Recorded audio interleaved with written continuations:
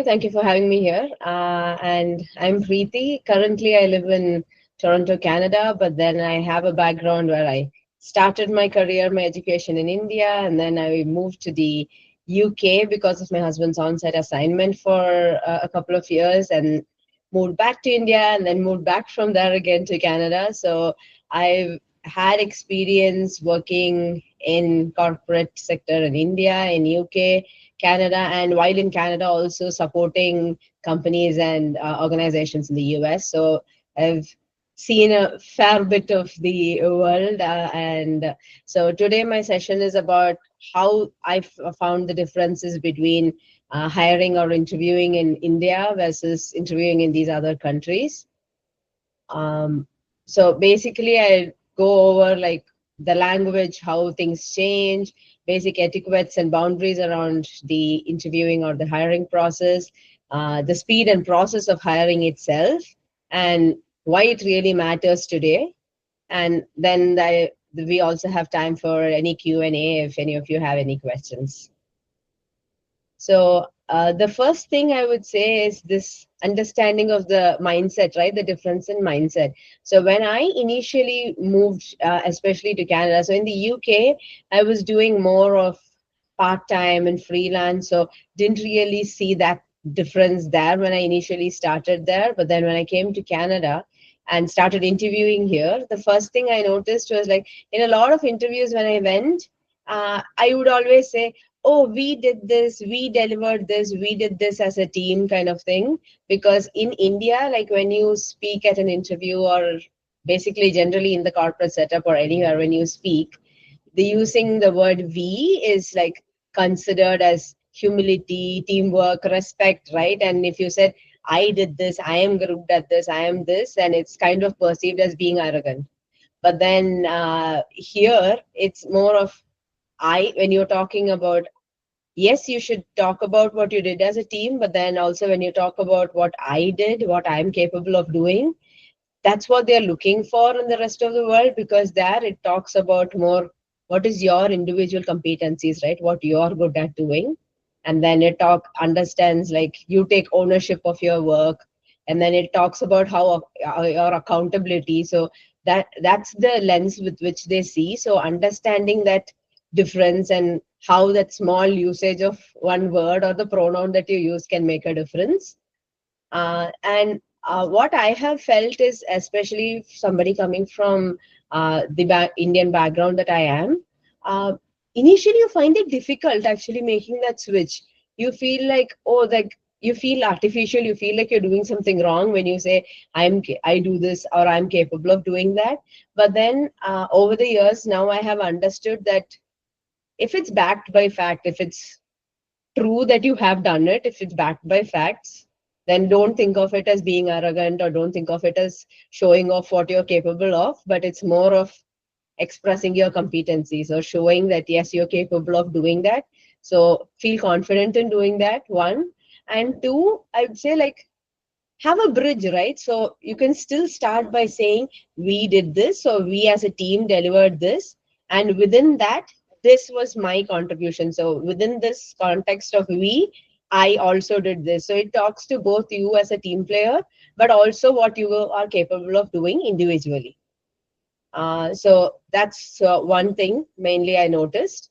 And another thing is around like even the um, interview etiquettes, right? So like there are cultural differences between each of these countries. So when you go into interview, one, try to understand that company's culture itself, company to company, also the culture differs. And then from country to country, also the culture differs.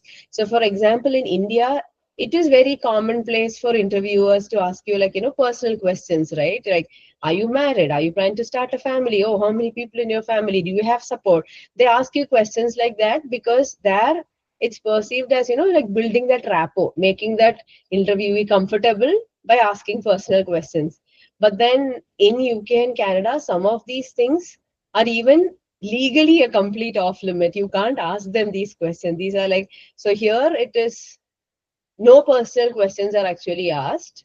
It has to be strictly only job related questions, because sometimes when you ask questions, say related to somebody's either ethnicity or their family, or do you have kids, or like what your plans are, these questions can be considered, one, illegal to ask in a place like Canada, and two, some of this can then be perceived as, risking discrimination, right? Like they may think, oh, you're asking me these questions because you want to discriminate on those grounds.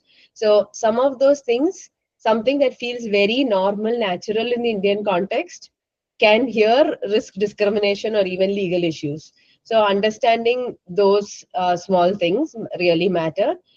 So in fact, like I have an example in one of my previous companies where I worked, where I was the HR manager, and then where we had other core team members interviewing, right, for the technical roles, where one of the managers, also from an non-Canadian background, asked like in the interview, oh, why did you move to Canada? Why did you decide to immigrate to Canada? And that person took offense because that person was like, oh, why are you questioning like my choices, right? You shouldn't be asking me these questions. And like it became a very awkward situation in the interview to handle something like that.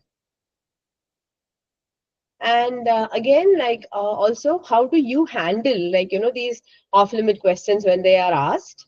Because sometimes knowingly, unknowingly, people do ask you these questions, whether it's in India or anywhere in the world.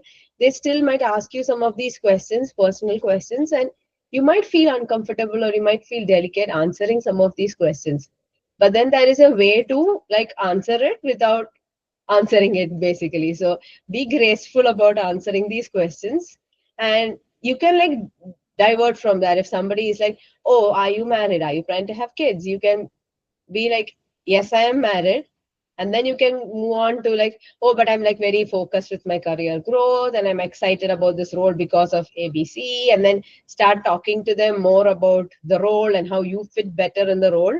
So you kind of answered, but also did not answer, kind of way of the handling. So um, like that is a way to be respectful and diplomatic when still answer and get away with answering some of these off limit questions if you're not comfortable.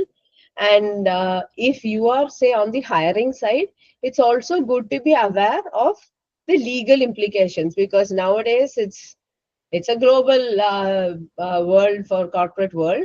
So you could be sitting in India, but then maybe interviewing to add on a team member from some other part of the world. So it's good to understand the legal implications on of that country, so that you're not getting into any trouble in the process. And another thing, as I said, is also depending on the hiring speed and the process itself in these countries, because it's very important to understand these variations and adapt your strategy accordingly. Because back in India, when I was interviewing, and I'm sure it's still the case, is in generally the turnaround period is very fast.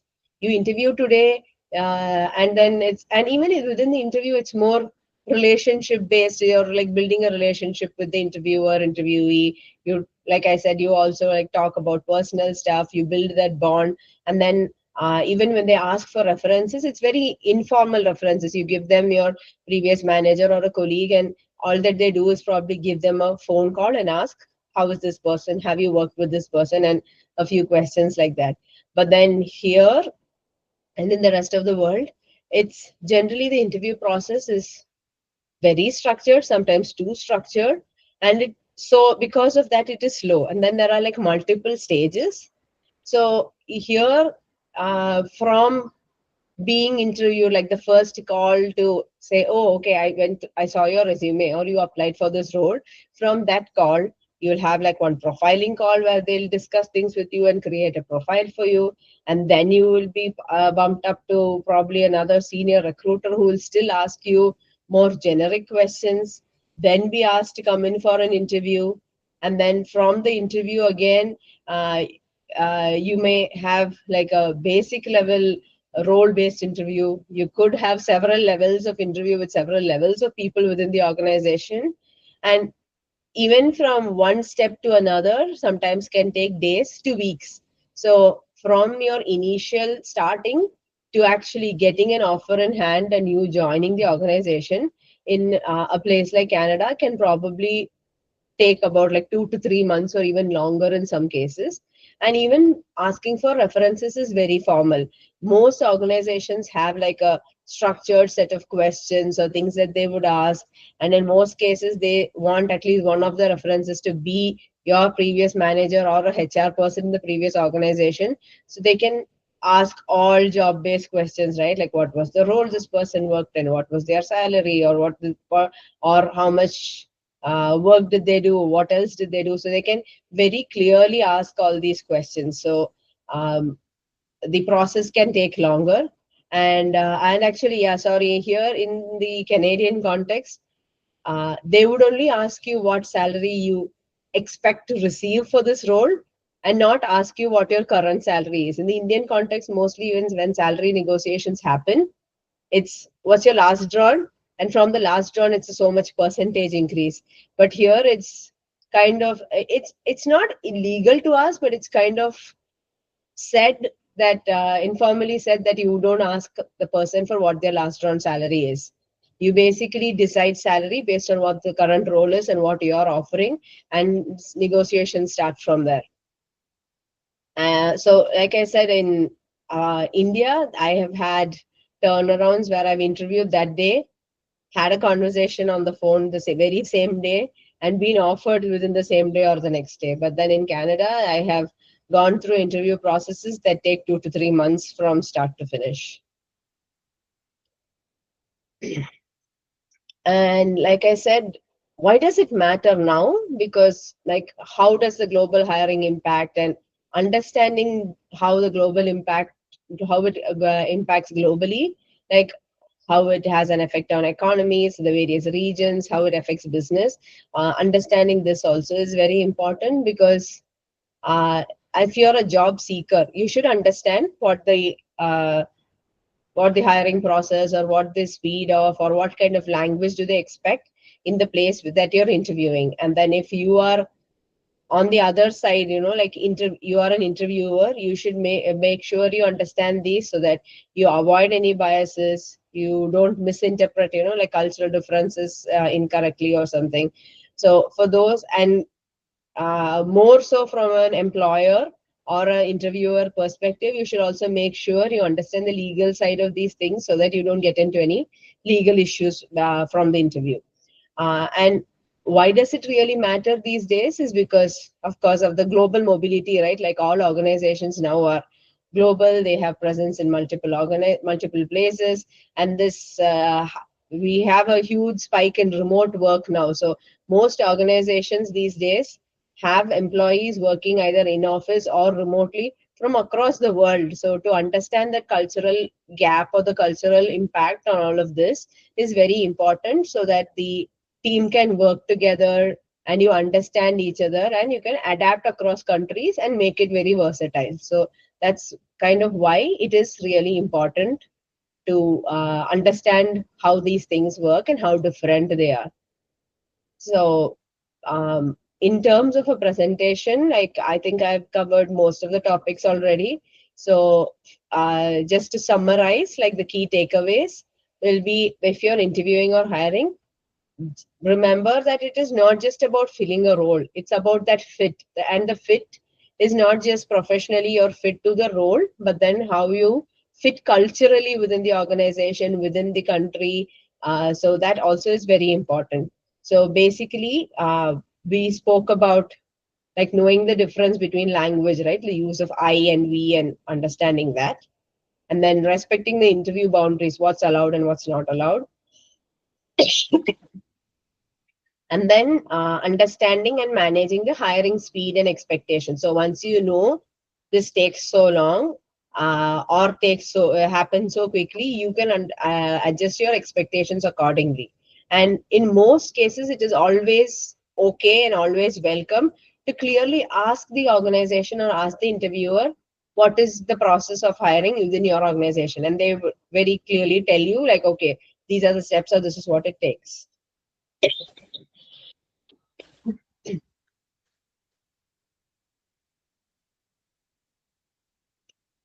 And also, we finally did go over, like adaptability and why it is important to understand this to be able to advance and have that career advantage. If you understand these differences, like when I initially came, initially as I did have a few mistakes, I did have a few ups and downs because some of these things I did not know. So it's good to be aware ahead of time so that you don't get into some of those awkward situations or delicate situations, not knowing how to answer or not knowing how to deal with a given situation. So that's mostly my presentation. So if anybody has any questions or your own experiences or anything that you wish to add on, welcome.